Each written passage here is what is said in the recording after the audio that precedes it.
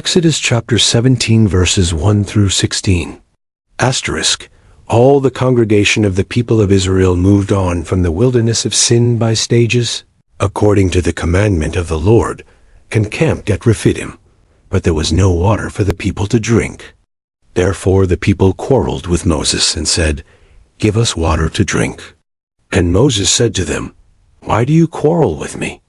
Why do you test the Lord?" But the people thirsted there for water, and the people grumbled against Moses, and said, "Why did you bring us up out of Egypt, to kill us and our children and our livestock with thirst?" So Moses cried to the Lord, "What shall I do with this people? They are almost ready to stone me." And the Lord said to Moses, "Pass on before the people, taking with you some of the elders of Israel, and take in your hand the staff with which you struck the Nile, and go. Behold, I will stand before you there on the rock at Horeb, and you shall strike the rock, and water shall come out of it, and the people will drink." And Moses did so in the sight of the elders of Israel.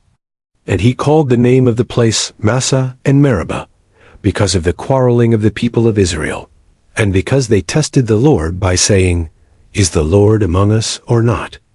Then Amalek came and fought with Israel at Rephidim. So Moses said to Joshua, "Choose for us men, and go out and fight with Amalek. Tomorrow I will stand on the top of the hill with the staff of God in my hand."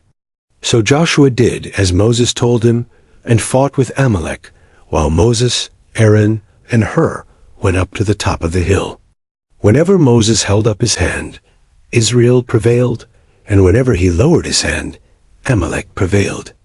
But Moses' hands grew weary, so they took a stone and put it under him, and he sat on it, while Aaron and Hur held up his hands, one on one side, and the other on the other side.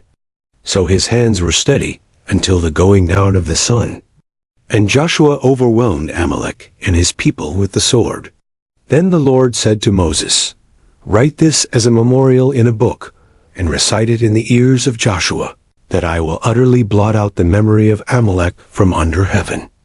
And Moses built an altar, and called the name of it, "The Lord is my banner," saying, "A hand upon the throne of the Lord. The Lord will have war with Amalek from generation to generation." Asterisk.